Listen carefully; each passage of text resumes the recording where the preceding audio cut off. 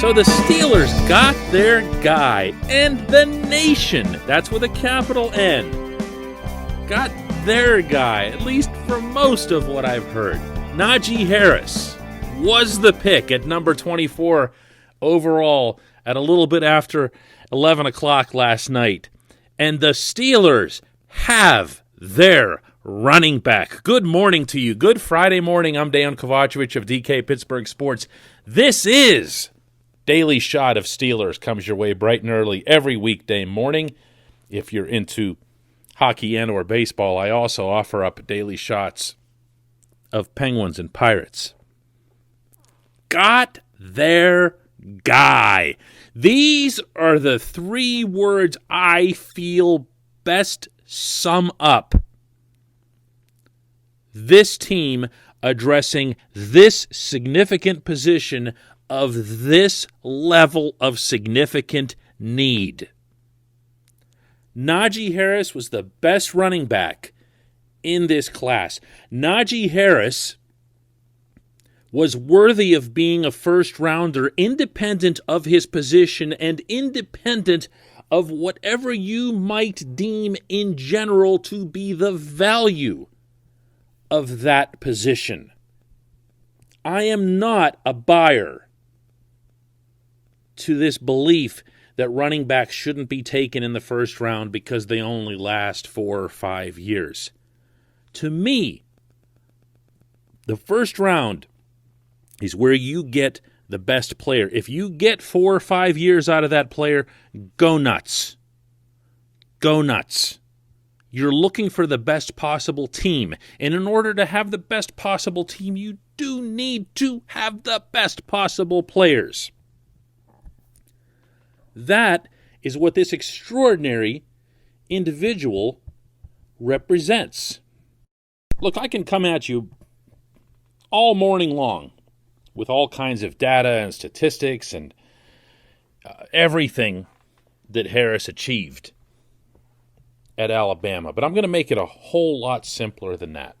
Next Gen Stats, which is the NFL's fairly recently formed advanced analytics wing, but it's official league stuff,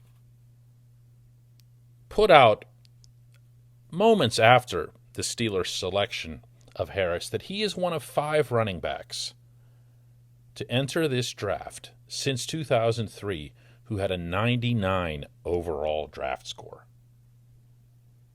A 99 in production, a 90 in athleticism, a 99 overall score.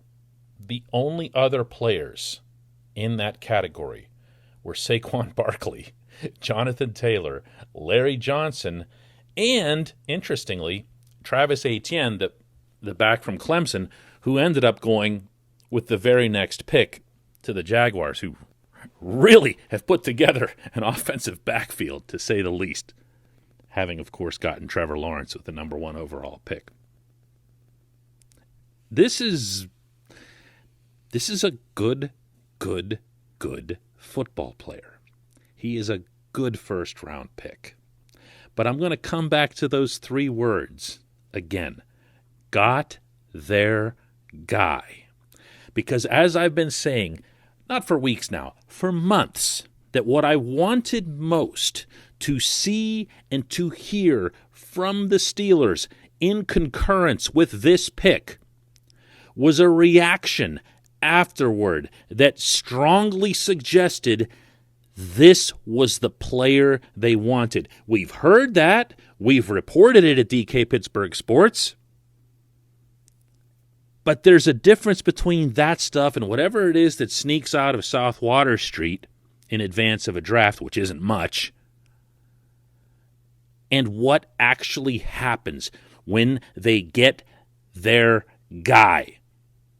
So, listen to Mike Tomlin very late last night sharing his thoughts on acquiring this player. I think a significant component that hadn't been mentioned, though, is his professional level of conditioning. He's a guy that comes to us with a professional level of conditioning, along with his pedigree. I think that could be a catalyst for him to be an immediate component to our offense and to our team. So a lot to be excited about tonight. Okay, all right. Okay, wait. Now, listen to Kevin Colbert, who never gets excited about anything. Like, now, the guy has the most even keel heartbeat anywhere. Listen to Kevin Colbert on getting his guy. We were very excited that he was there for us. When we went through our scenarios, it was an easy decision by us to say, if Najee Harris is available, we will pick him. He's an exciting player. And like we said, he's a three-dimensional running back coming from a professional offensive system. So he's made NFL runs his whole career, and it was easy to identify him, quite honestly. I got to see him live myself this year. We had 6 live looks at him during the course of the season between myself and the scouts. And every time we talked about him, we were excited that, again, this caliber of player would be available to us. Love it. Just love it. All of it. Even the player himself. And on top of all that, listen to the kid himself. Listen to Najee Harris really, really early this morning. I mean, you hear a lot of mixed rumors of everything that was going on with, especially in draft with, the Steelers picking you and just really all the other teams. But I mean, me personally, like, even all the stuff that you see online, like, it wasn't. I mean, no, not to me. No, I really can't say I expected that though. Especially being a running back. I mean, you expect a bunch of stuff, but like, I mean, for it to actually happen, I didn't really think that was going to happen. He'd been quoted well before the draft as saying that he hit it off better with the Steelers than with any other team, that he was really hoping that's where he'd end up. I mean, all of this just, not just from the sappy, syrupy, black and gold Franco and Rocky and Jerome and Le'Veon standpoint, it's just a good fit. It's a good match all around. This team needs this player. I can't underscore that one with a bold enough pen. I just feel like there's an underestimation of how lousy their running back situation was, and an overestimation of how bad the offensive line was. The offensive line was not good at run blocking. But I saw, as did you, that they had a starting running back who couldn't stay on the field, and they had other guys that aren't starting running backs in the NFL and in all likelihood won't become that. There was nowhere to run or hide from this problem, especially since the Steelers went out of their way, really, to not address it. Unless you count signing Kalen Ballage to come in and offer support. This team needed this player. This, to me, is where all the other dialogue that tends to circulate around the draft goes out the window. This team needed this player. This team got this player. And this team, in turn, now needs to address what it can do to maximize this player, and of course its franchise quarterback, and of course all those wide receivers and everybody else that they've got. And that does mean, yes, addressing the offensive line. I think that'll be next. I think that's what you're going to see today. I think if it's not a center in the second round, I'll be surprised. I don't know that you're going to see the better guys fall down their way, but it might be someone who's good enough, someone who is in that range, someone who can show up in Latrobe and challenge B.J. Finney to be the starting center. It doesn't have to be Marquise Pouncey 2. It won't be Marquise Pouncey 2. Contrary to what the Steelers have produced over the past 40 years, not every center that you have has to end up in the Hall of Fame, I know they've been pretty good at it. If they get somebody who can come in and do the job, it strengthens the offensive line. It offers more options to all of the coaches. And maybe it even creates a little bit of, competition or tension with some of those roles. I'll go further. I don't know that it has to be a center. This class is acknowledged by everyone to be crazy deep with offensive tackles. This is the year of the offensive tackle. What would stop the Steelers from taking an offensive tackle and adding to that position and adding to that competition that's out there on the edges? Are you really going to feel completely secure entering 2021 with Zach Banner and Chuks Okorafor and nothing else, especially when you watched Banner go down in the very first game of 2020? Especially when, if Chuks is in fact, as Tomlin hinted earlier in the week, going to be the left tackle, you're going to have someone over there who has not played left tackle at the NFL level? Yeah, I got no problem with adding to the offensive line, including at tackle. That's next. And then we can start talking about, linebackers, cornerbacks. These are all areas of strength in this draft, and nicely, coincidentally, they're areas of need for the Steelers. But they're not areas of need with all capital letters. There was one of those, and they got their guy. When we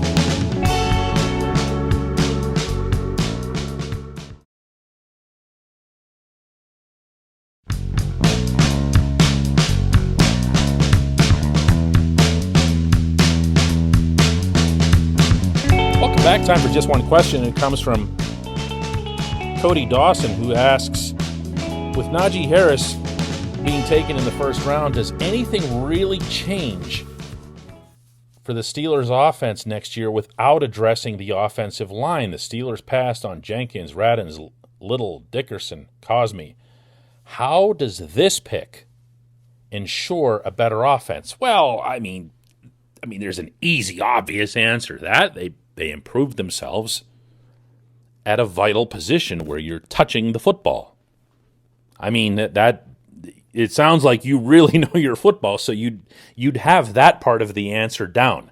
There's no way you or anybody would disagree, Cody, that the Steelers upgraded significantly, maybe dramatically, at the running back position.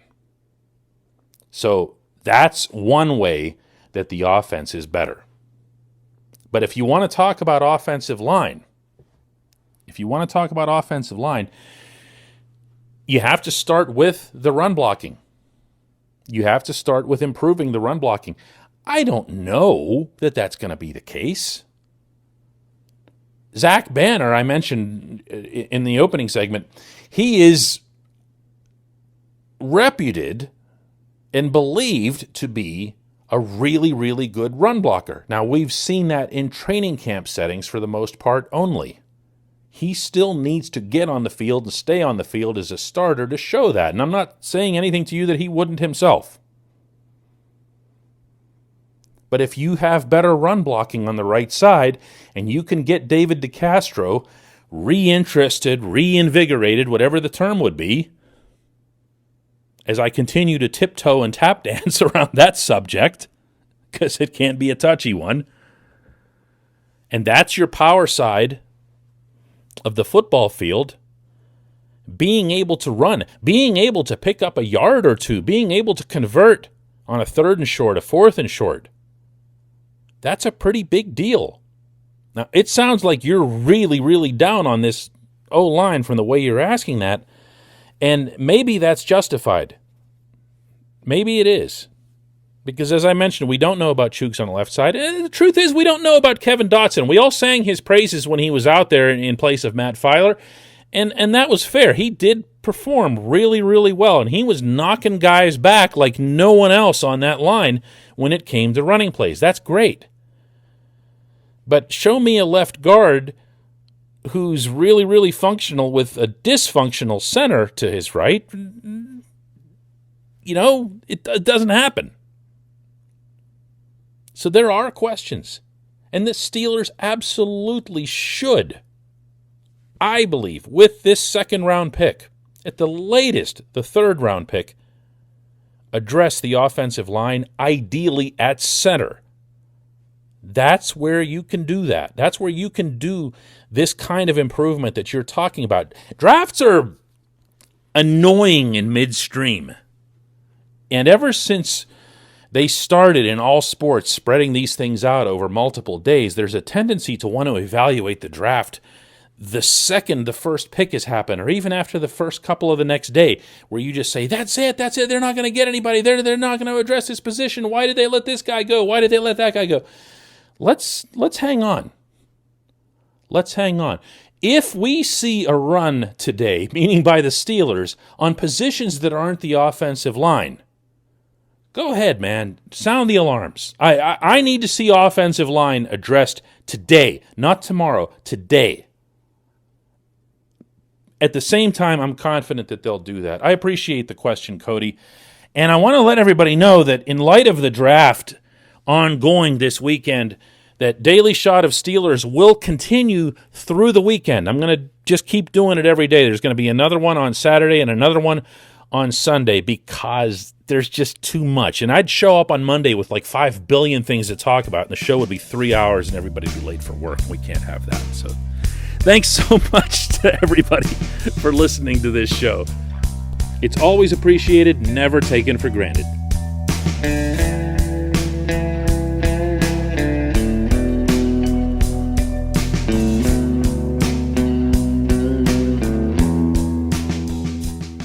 At Point Park University, in the heart of downtown Pittsburgh, they understand there's no substitute for real-world experience and career-building connections. Their innovative curriculum engages students with distinctive experiential learning opportunities. Point Park's pioneering co-op program empowers qualified students to work in full-time, paid positions with their corporate partners while earning college credits. Visit pointpark.edu/works to learn more. Career ready. That's the point. Point Park University.